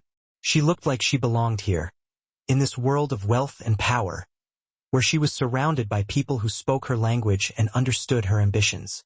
Daniel looked down at himself, kneeling on the floor, his hoodie dirty and stained, his jeans ripped and faded, his hands raw and calloused from scrubbing, the marks of his labor etched into his skin. He felt suddenly small, exposed, and out of place, a stranger in a world that was not meant for him, a feeling he hadn't experienced in years, a sense of shame and humiliation washing over him. He held his breath, praying that she wouldn't see him, that he could somehow disappear, merge with the shadows, become invisible. He moved backwards slightly, trying to conceal himself behind the kitchen island, seeking refuge in the shadows, but she turned her head just enough, her gaze sweeping across the room, and their eyes met, their connection unavoidable. Her face was first blank, her thoughts momentarily disrupted, then startled, a flicker of surprise registering in her eyes. Her expression softened instantly, her lips parting slightly, as if she were about to speak. But Daniel didn't let her, couldn't let her. He couldn't bear to face her in this moment, in this place, in this world that highlighted the vast chasm between them. He stood abruptly, knocking the cleaning rag from his hand, the small piece of cloth falling to the floor like a discarded dream. His heart hammered so hard against his ribs that he felt lightheaded, his vision blurring. One of the real estate agents, a man with a slicked-back hairstyle and a disdainful expression, frowned, his eyes narrowing. "Is everything all right?" he asked, his tone laced with impatience. Evelyn opened her mouth, stepping forward slightly, her hand outstretched, her eyes filled with concern. "Daniel," she said, her voice soft and pleading. "No," he thought, his mind racing. Not like this. Not now. Not in this world of hers, where he didn't belong, where he was nothing but a reminder of the poverty and inequality that she so effortlessly overlooked. Daniel grabbed his bucket, his hands shaking so violently that he could barely grip the handle. I need to go," he stammered, his voice barely above a whisper. "Daniel, wait!" She tried again, her voice laced with desperation, her outstretched hand reaching for him, but he was already walking away, his movements jerky and uncoordinated, his only thought to escape, to disappear, to erase himself from her world. He headed. Life kept knocking him down, each blow chipping away at his spirit. Evelyn watched as his eyes, usually bright with a quiet determination, softened around the edges, a vulnerability peeking through the carefully constructed facade. But the shame, a cold, heavy cloak, still clung to him, suffocating him. Evelyn reached out, her touch gentle but firm, and took his hand. He didn't recoil, didn't flinch away as he might have just weeks ago. "I don't care about money, Daniel," she said, her voice a low, soothing balm. "I don't care about status or what other people think. I care about you, about the man you are. And I'm so sorry I didn't show you that clearly enough. I was so caught up in my own walls, I didn't see yours." His chest rose and fell unevenly, a ragged rhythm betraying the turmoil within. He closed his eyes, the internal battle, the constant self-doubt, seeming to fade, inch by agonizing inch. When he opened them again, they glistened with unshed tears, reflecting the pain and the hope warring inside him. "You really mean that, Evelyn?" he whispered, the words barely audible, a fragile plea for reassurance. She nodded, tears gathering in her own eyes, mirroring his vulnerability. "I do, Daniel, with all my heart, more than I can say." For a long moment, neither spoke. Their hands remained intertwined, a fragile connection in the face of so much uncertainty, yet radiating a warmth that chased away some of the lingering chill. Then Daniel exhaled, a long, trembling breath he seemed to have been holding captive for years. It was a letting go, a surrender to the possibility of hope. "I was so scared, Ev," he admitted softly, the words raw and honest. "I kept thinking, she'll realize I'm not enough, that I don't belong next to her, that I'm just broken." She stepped even closer, bridging the remaining gap until their foreheads almost touched. Her gaze was unwavering, filled with an affection that went straight to his soul. "You belong right here, Daniel. Right here with me, always." His hand, hesitant at first, slowly moved to her waist, an uncertain touch that gradually grew firmer as he allowed himself to believe her, to trust that her words were true. He pulled her closer, seeking solace in her presence. Later, as Max and Eli played with the toy cars in the corner, lost in their own world of childhood imagination, Evelyn sat on the couch beside Daniel. He looked calmer now, though the shadows of past anxieties still lingered in his eyes. The tension in his shoulders had eased, a subtle but significant shift. She opened her purse and pulled out a small, neatly wrapped box. "It's for Eli," she said, offering it to him with a gentle smile. "Nothing big, just a little something." Daniel lifted the lid, his breath catching in his throat. Inside, nestled in tissue paper, was a pair of sturdy new shoes. Simple, comfortable, meant for long days of running and play, for exploring the world with boundless energy. He stared at them, speechless, his emotions a tangled knot of gratitude and surprise. It wasn't flashy.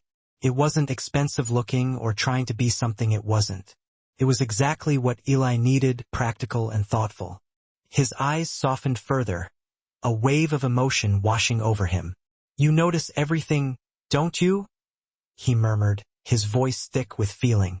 "I just want to help in ways that don't hurt your pride, Daniel," she said gently, her touch light on his arm. "In ways that show I care without making you feel less than." He nodded, deeply touched, unable to articulate the depth of his appreciation. Their fingers intertwined again, a silent language of understanding and affection. "I'm sorry I pulled away, Ev," he whispered, his gaze fixed on their joined hands. "I'm sorry I hurt you, Daniel," she replied, squeezing his hand gently. "We both made mistakes.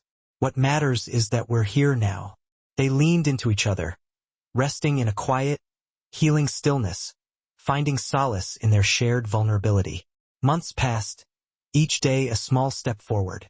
Winter, with its icy grip, slowly melted into early spring, a season of renewal and hope. The Sundays at Memorial Park resumed, each one warmer and brighter than the last, mirroring the thawing of their hearts.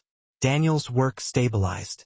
He found a steadier schedule, cultivated regular clients who valued his skill and his honesty. He even started sleeping a little better at night, the nightmares of failure and inadequacy gradually fading. Evelyn, inspired by Daniel's resilience, began reshaping parts of her work life, too, pushing for more responsible decisions within her company, arguing against aggressive rent hikes that preyed on the vulnerable, advocating for the tenants she knew were struggling. Small wins, perhaps, but meaningful ones, each victory a testament to her growing conviction. Their worlds didn't merge seamlessly. No fairy tale ending materialized overnight. It was slow and sometimes awkward, filled with tentative steps and unspoken fears. But they moved toward each other with steady hearts, guided by a growing love and mutual respect. One warm spring afternoon, as they sat under the sprawling branches of the ancient tree at Memorial Park, watching Max and Eli chase pigeons across the grass, Evelyn told Daniel something she had never said aloud, a confession that had been locked away for too long. "After my husband died, Daniel," she said quietly, her voice barely a whisper, "I thought I was done. I thought my heart had closed up, frozen over. I didn't think I could ever feel this again." Daniel turned to her, his expression soft with understanding and compassion. "But you," she continued, her gaze meeting his, "you and Eli, you brought something back, something warm, something I thought I'd lost forever. You showed me that life, that love, could still be beautiful, even after so much pain." He swallowed hard, his own emotions bubbling to the surface. "I was scared at first, Evelyn. Scared this wasn't real, that it was just a fleeting dream that would disappear as quickly as it came." She smiled gently, her hand reaching out to touch his cheek. "It's real, Daniel. More real than anything I've ever known." He nodded, his voice thick with emotion. "Me too," he said. I think I'm in love with you, Evelyn." Her breath caught in her throat, her heart skipping a beat. Then she touched his cheek, her eyes shining with unshed tears. "I love you too, Daniel," she whispered, the words a sweet release after years of holding back. They kissed softly, a tender exchange of affection, a promise of shared vulnerability and unwavering support. No drama, no spectacle, just two tired hearts finding rest and solace in each other's arms. And the world, for a fleeting moment, felt perfectly still, bathed in the golden light of a spring afternoon. The warmth of spring settled over Santa Fe with a quiet gentleness, encouraging people to linger outdoors, to soak up the sun and breathe in the fresh air. Each day grew a little longer, each breeze a little softer, carrying the scent of blooming flowers and the promise of warmer days to come. Flowers, in vibrant shades of purple, yellow, and red, began pushing their first bright colors through the thawing ground, a symbol of resilience and rebirth. For both families, life found a steady rhythm again, a new normal built from small kindnesses and shared moments of joy. But though the rhythm felt steady, there were still tender places left inside Daniel and Evelyn, scars that time had yet to fully heal. Wounds, they knew, did not heal overnight. They healed like new grass, slowly, delicately, needing light and patience to flourish. Sunday afternoons at Memorial Park became something of a ritual, a sacred space where they could reconnect with each other and with the simple joys of life. Children chased each other across the playground, their laughter echoing through the air. Dogs wandered by with wagging tails, their happy spirits adding to the joyful atmosphere. Elderly couples walked arm in arm along the paved paths, their presence a reminder of the enduring power of love and companionship. The air carried the sounds of laughter, small talk, and the crisp, clean scent of pine from the nearby trees. One Sunday, Daniel arrived a little late, Eli tugging eagerly at his hand, anxious to join the fun. When they reached the familiar bench beneath the old oak tree, Max was already perched on top of it, balancing carefully with one foot and waving enthusiastically at them. "Eli, you're here!" he shouted, nearly losing his balance in his excitement. Eli sprinted forward, his new shoes, the ones Evelyn had given him, thumping lightly on the ground. He ran towards the playground without hesitation, eager to join Max in their adventures. Daniel approached the bench, a smile playing on his lips as he watched the boys. Evelyn sat in her usual spot, bathed in sunlight, her hair shimmering like spun gold. "You look tired, Daniel," she said gently as he sat beside her, her eyes filled with concern. "Yeah," Daniel chuckled, running a hand through his hair. "Long week, lots of jobs. But good jobs, you know? Solid work." She nodded, studying him carefully. His hands were rougher, calloused from hard work. His jeans were dirtier, stained with paint and sawdust. But his eyes carried a steadier calm than when she had first met him, a quiet confidence that had been missing before. "Still," she said, tilting her head slightly, her gaze unwavering. "I'm glad you're here, Daniel." He relaxed into the warmth of her words, feeling the tension drain from his body. Their shoulders brushed lightly, a comfortable, unspoken connection. "How was your week, Ev?" he asked, turning to face her.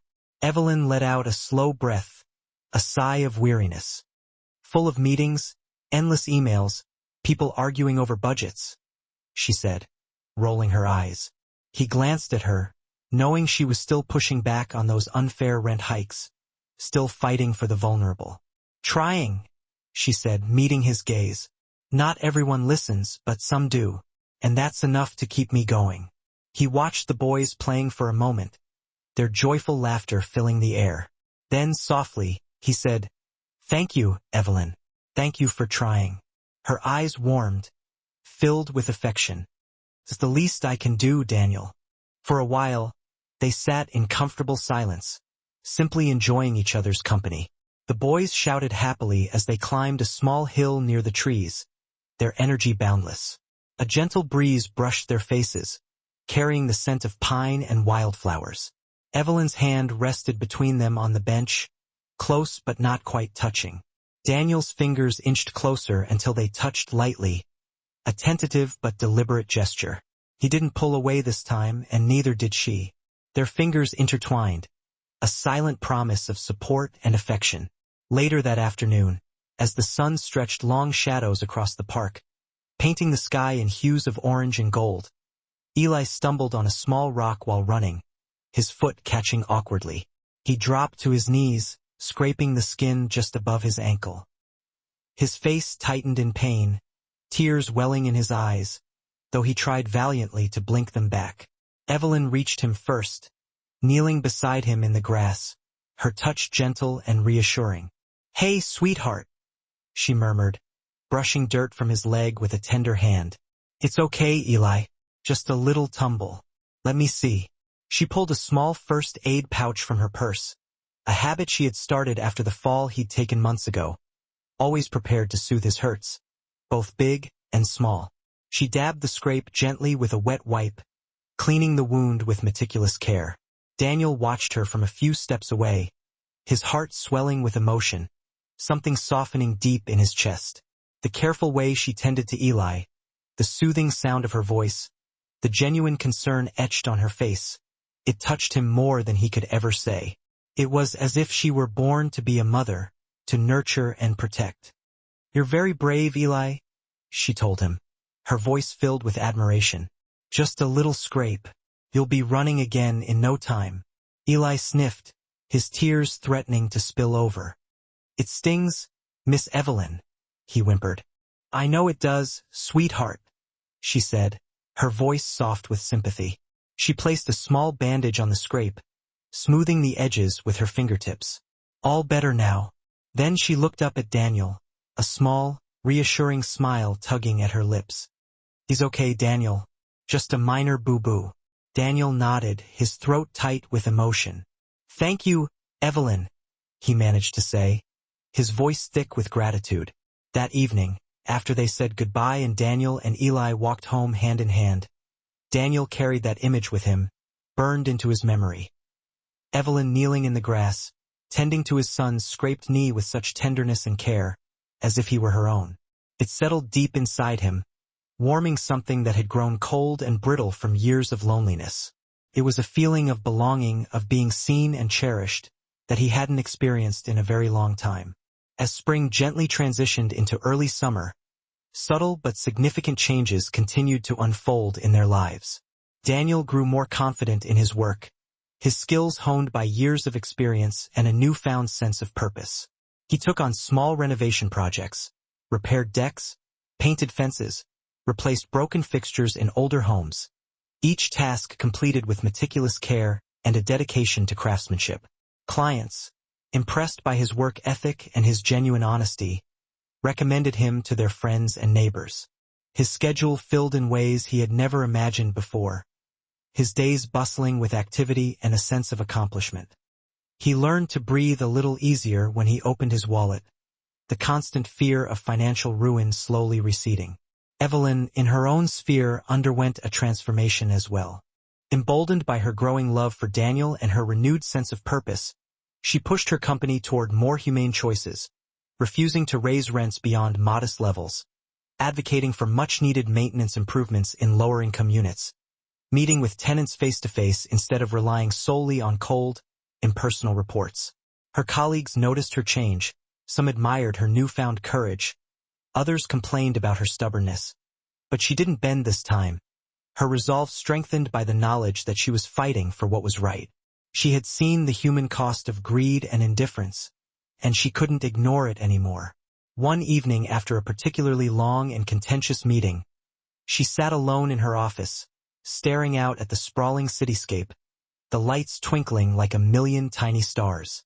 The memory of Daniel in the penthouse, a painful reminder of their first encounter, came flooding back. She understood now how her two worlds, so vastly different, had collided, and she understood that change had to start with her, from within. Kindness is not a luxury, she thought, a wave of conviction washing over her. It's a responsibility, a fundamental obligation we owe to each other. One warm Saturday afternoon, she invited Daniel and Eli over for a casual backyard cookout, a simple gathering to celebrate their growing bond. Max, his eyes sparkling with anticipation, scattered his toys across the grass, planning elaborate games for the afternoon, eager to share his world with Eli.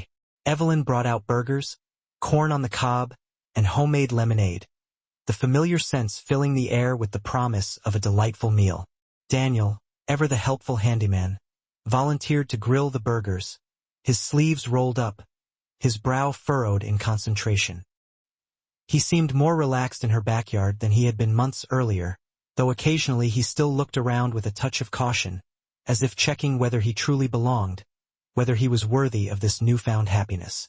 "You know you don't have to do that, Daniel," she said gently as he seasoned the burgers with a generous sprinkle of spices. "I like helping, Evelyn," he answered, his gaze meeting hers. "Feels normal." She smiled, her heart swelling with affection. "Normal is good, Daniel."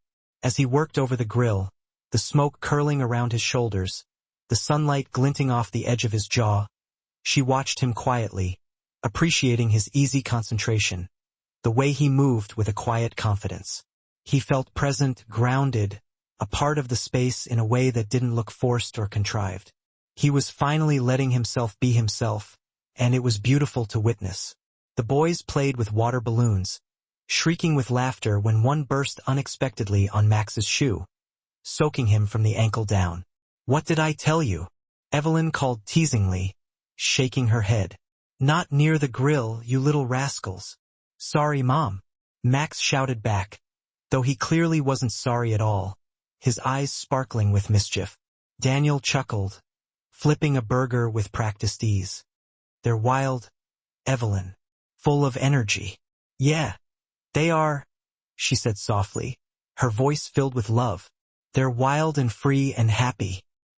He glanced at her, his heart overflowing with gratitude. "Yeah, they are." Dinner was simple and warm, filled with laughter and easy conversation. The boys, their faces smeared with barbecue sauce, ate while sitting on an old picnic blanket, their boundless energy a constant hum in the background. Daniel and Evelyn sat at the patio table, talking between bites, sharing stories and dreams, feeling the kind of ease that only grew with familiarity and trust. Later, while the boys played tag near the trees, their voices echoing through the yard, Evelyn brought out 2 glasses of iced tea and placed one in front of Daniel. He took it, nodding his thanks. She sat beside him, her shoulder brushing against his. "You know, Daniel," she said quietly, her gaze fixed on the boys as they chased each other across the lawn. "I was thinking earlier, I don't want to lose this, any of this. You and Eli, you mean a lot to us. To Max, to me." Daniel looked down at his hands, tracing the ridge of his knuckles, his expression pensive. "I don't want to lose this either, Evelyn. It's everything I've ever wanted." He hesitated, his voice laced with vulnerability. "I'm just still learning how to let someone in, how to trust that it's real." "I know, Daniel," she whispered, reaching for his hand and squeezing it gently. "And I'm not going anywhere. I'm here, for as long as you'll have me." He reached for her hand, his touch hesitant at first, then growing stronger as he allowed himself to believe her words. Their fingers intertwined naturally, a silent promise of unwavering support. In the background, the boys laughed and shouted, chasing each other across the lawn, their voices a joyful symphony of childhood exuberance. Evelyn and Daniel sat watching them, 2 tired souls who had found each other in a messy, complicated world, finding solace and hope in their shared love. And the world, for that moment, felt soft, bathed in the warm glow of a summer evening. Summer continued with its slow, warm rhythm, each day a blend of sunlight and laughter, gentle breezes and shared moments. One evening, a thunderstorm rolled in suddenly, the sky darkening ominously as thick, heavy clouds gathered overhead. Lightning flickered behind the distant hills, followed by the low, rumbling growl of thunder. Daniel and Eli arrived at Evelyn's house just as the first raindrops began to fall, thick and cold, splattering against the windows. "Perfect timing," she said, ushering them inside with a welcoming smile. Just in time to escape the downpour. The storm grew strong quickly, unleashing its full fury upon the world. Rain pounded against the roof like 1,000 tiny drums, and wind rattled the windows, shaking the house to its foundations. The boys, oblivious to the danger outside, sat on the couch, building a fort out of pillows and blankets, their excited squeals drowning out the storm's growl. Evelyn brewed hot chocolate for everyone, the sweet, comforting aroma filling the air. She handed mugs to Daniel and Eli, then sat beside Daniel on the couch while the boys played, their fort a safe haven from the storm raging outside. The room felt especially warm and cozy, a sanctuary from the elements, the kind of warmth that sank deep into the bones, chasing away the lingering chill of past hurts. "I used to be afraid of storms," Daniel said quietly, holding his mug carefully, his gaze fixed on the swirling chocolate. "What changed, Daniel?" Evelyn asked, her voice soft with curiosity. "Eli was born," he said, his voice laced with love and pride. I realized I didn't have time to be scared of the weather anymore. I just had to look strong for him, to protect him from anything that might threaten him. She watched him, her heart swelling with admiration. You've done so much for him, Daniel. You're an amazing father. He's all I've got, Evelyn, he replied, his voice thick with emotion. I can't afford to let him down. You haven't, Daniel, she said firmly, her gaze unwavering. You never will. A sharp crack of thunder shook the house, making the windows rattle violently. Daniel flinched slightly, his eyes darting toward the boys, checking to make sure they were safe. They're fine, Daniel, Evelyn reassured him, her hand resting gently on his arm. The storm isn't bothering them one bit. Kids, he muttered with a smile, shaking his head in disbelief. They're braver than us. She leaned her head gently on his shoulder, a silent gesture of comfort and support. Sometimes they are, she said softly. He exhaled slowly, relaxing into her touch, the warmth of her presence a soothing balm to his troubled spirit. Not long after the stormy night, the four of them returned to Memorial Park, drawn back to the familiar sanctuary of nature. It was a clear, crisp day, washed clean by the rain, with plenty of sunshine streaming through the trees. Families gathered for picnics, spreading blankets on the grass and sharing laughter and food. Children chased bubbles, their joyful shouts echoing through the air. Seniors sat on benches, feeding squirrels and enjoying the peaceful atmosphere. Evelyn watched Max and Eli racing across the open grass, their boundless energy a testament to their resilience. She felt something soft and warm inside her chest, a sense of belonging that surprised her. She had found her place, her family, her purpose. She turned to Daniel, who was sitting beside her on the park bench, his gaze fixed on the boys, his face etched with love and pride. How's work this week, Daniel? She asked, her voice filled with genuine interest. He wiped a bead of sweat from his forehead, his brow furrowed in thought. Busy, but in a good way. Still taking on too much, probably. She smiled, nudging him lightly with her elbow. You don't have to prove anything to me, Daniel. I know how hard you work. I know, he said, his gaze meeting hers. Sometimes I still feel like I do, though, like I have to constantly prove that I'm worthy, that I deserve this happiness. She laid her hand over his, her touch gentle and reassuring. You're doing great, Daniel. You are worthy. We both are. He nodded, a little embarrassed, but grateful for her unwavering support. They sat quietly for a long moment, simply enjoying each other's company, watching the boys chase a soccer ball across the grass. Max tripped, then popped back up, unfazed. Eli pretended to fall dramatically, clutching his leg and groaning loudly, making Max burst into laughter. Look at them, Daniel said softly, his voice filled with affection. You'd think they've known each other forever. In a way, she said, her eyes sparkling with warmth. They have. They found each other, and that's all that matters. The breeze rustled through the leaves above them, creating a soothing symphony of nature. A dog barked playfully in the distance. A nearby couple talked softly, their hands intertwined, their love a silent testament to the enduring power of human connection. Sometimes, Daniel, Evelyn said, her voice low and thoughtful. I think kindness saved us, all of us. Daniel turned to her, his brow furrowed in confusion. How do you mean, Ev? She gazed at the boys, her heart overflowing with love. If Max hadn't asked to share his pancakes that morning, if I hadn't listened to my gut and trusted him, this never would have happened. We never would have met. We never would have found each other. He nodded thoughtfully, his gaze fixed on the boys, his mind replaying the events that had led them to this moment. It's strange, isn't it, Evelyn? He said softly, how little moments, acts of kindness, can change lives forever. She smiled, her eyes shining with unshed tears. Strange and beautiful, Daniel. That's what life is, isn't it? A tapestry woven from small moments of connection and compassion. He looked at her, his eyes softening, his heart overflowing with love. Evelyn, he said, his voice thick with emotion, I need to say something. She met his gaze, her heart pounding in her chest. For a long time, Evelyn, he began, his voice trembling slightly. I thought I didn't deserve good things. I thought life had already given me what little it could. And that was it. That I was destined to be alone, to struggle forever. He paused, struggling to find the right words to express the depth of his feelings. And then you and Max came along. And Eli, he's happier than I've ever seen him. And I feel... He paused again, his voice cracking with emotion. I feel like we're finally building something good again. Something real. Something lasting. Her heart warmed, filled with a love so profound it took her breath away.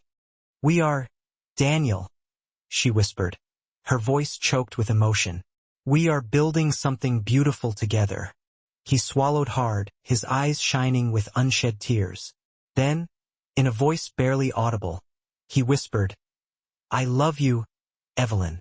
The words hung in the air, honest and tender, a testament to the depth of their connection. Tears filled her eyes, not from sadness or pain, but from a profound sense of relief, a release of something she had carried quietly for far too long. I love you, too, Daniel, she whispered back, her voice trembling with emotion. Their hands intertwined, gentle and certain, a promise of unwavering love and support. 6 months after the day she had knocked on Daniel's door, changing their lives forever, they returned to the very first place their paths had crossed, the Sunset Grill, the humble diner where it all began. It was Evelyn's idea, a nostalgic journey back to their roots. I thought it would be nice, she said, her eyes sparkling with excitement. To go back to where it all started, to remember how far we've come. Daniel hesitated at first, the memory of their first meeting at the diner still tender and raw, a mix of hope and vulnerability.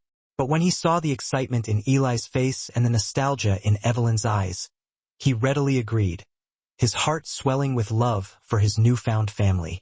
They arrived on a warm afternoon, the sun streaming through the windows, casting a golden glow over everything. The familiar bell chimed merrily as they pushed open the door, announcing their arrival. The same servers worked there, their faces etched with the friendly familiarity of a small-town diner, though a few new faces had appeared, too, adding a touch of fresh energy to the atmosphere. The smell of bacon and coffee, a comforting and nostalgic aroma, was just as he remembered, transporting him back to that fateful day. They slid into the same booth where Evelyn and Max had first sat, the worn vinyl cushions soft beneath them. The boys sat beside each other again, their heads bent over the menus, chattering excitedly about what they were going to order, as if no time had passed at all. A waitress, her face crinkled into a warm smile, approached their table, her notepad in hand. Good afternoon, folks. Can I get you started with something to drink? Water, Daniel said automatically, his mind still stuck in the old patterns of scarcity and self-denial. But Evelyn touched his hand gently, her eyes filled with love and understanding. Get whatever you want today, Daniel. Treat yourself. We're celebrating. He hesitated for a moment, then nodded, a genuine smile spreading across his face. Coffee, please, he said, meeting the waitress's gaze. Black. I'll take the same, Evelyn said, returning the waitress's smile. The boys, their eyes wide with excitement, ordered chocolate pancakes to share, a sugary indulgence that their parents readily approved. As they waited for their food to arrive, Daniel looked around the diner, the memories of that day flooding back with vivid clarity. The worry in his stomach, the shame of only ordering water for Eli because he couldn't afford anything more. The way Max's small act of kindness had broken through his pride and offered a glimmer of hope. He looked at Evelyn, her face glowing in the soft diner light, her eyes filled with love and laughter. I was terrified that day, Evelyn, he admitted quietly, his voice barely a whisper. I felt so lost. She took his hand, squeezing it gently. I know, Daniel. I could see it in your eyes. And you still came over to talk to us, he said, his voice filled with awe and gratitude. Despite everything, despite knowing how broken I was. She smiled, her eyes sparkling with warmth. I'm glad I did, Daniel, she said softly. It was the best decision I ever made. When the food finally arrived, piled high on plates, Eli reached across the table, touching Evelyn's wrist, his eyes filled with love. "Miss Evelyn," he said, his voice earnest. "Yes, sweetheart?" she asked gently, her heart melting at his sweet gesture. "Thank you," he said, his voice barely audible. "Thank you for what, Eli?" she prompted, wanting him to articulate the depth of his appreciation. "For helping my dad," he said, his voice clear and strong. "For helping us. For making us happy." Her eyes softened, her throat tightening with emotion. "You two helped us too, Eli," she said, her voice thick with tears. "You brought so much joy and love into our lives. We're a family now, and I wouldn't trade it for anything in the world." Daniel looked at his son, his heart overflowing with pride. Then he looked at Evelyn, her face radiant with love, and felt something inside him settle. A deep and profound sense of peace that he had been chasing for years. He had finally found his place, his family, his home. One late summer evening, as the sun dipped low on the horizon, painting the sky with soft pinks and oranges, Evelyn and Daniel stood on the porch of her home, watching Max and Eli play in the yard, kicking a ball back and forth, their laughter echoing through the air. The air was warm, carrying the sweet scent of cut grass and the distant aroma of barbecue smoke from a neighbor's yard. Daniel leaned against the railing, his arms crossed, his gaze fixed on the boys, his heart swelling with love. "You know, Evelyn," he said quietly, breaking the comfortable silence, "I used to think families were something other people had, something I had lost forever. I thought I was destined to be alone, to raise Eli by myself, to never experience the joy of a complete family again." Evelyn stepped beside him, her shoulder brushing against his, her presence a comforting reassurance. "Families can be made, not just born, Daniel," she said softly, her voice filled with love and understanding. "We've created our own family, built on love, trust, and kindness." He looked at her, his eyes filled with emotion, his heart overflowing with gratitude. "I never thought I'd get another chance at this, Evelyn," he said, his voice choked with emotion. "I never thought I'd be worthy of this kind of happiness." "You deserve it, Daniel," she whispered, reaching for his hand and squeezing it gently. "You deserve all the good things life has to offer. We both do." A soft silence passed between them, a moment of shared vulnerability and unspoken love. Then he turned to her, his eyes shining with sincerity. "Evelyn," he said, his voice steady and sure this time, "I'm ready for all of it. The good, the bad, the messy, the complicated. I'm ready for us, for our family." She smiled, her eyes sparkling with tears. "So am I, Daniel," she whispered, squeezing his hand. "I'm ready for all of it, too." They stood there together, hand in hand, watching their boys laugh and play under the evening sky. Two once lonely families, now united as one, their hearts intertwined by love and hope. Not perfect, not magical, but real, strong, and full of small kindnesses that had changed everything. The light faded slowly, the colors of the sky deepening into shades of purple and blue, but the warmth lingered long after, a comforting embrace that chased away the shadows of the past. And as night settled gently across Santa Fe, the sound of the boys' laughter drifted through the air, a sweet melody that promised hope, healing, and the beginning of a new life together, a life filled with love, laughter, and endless possibilities.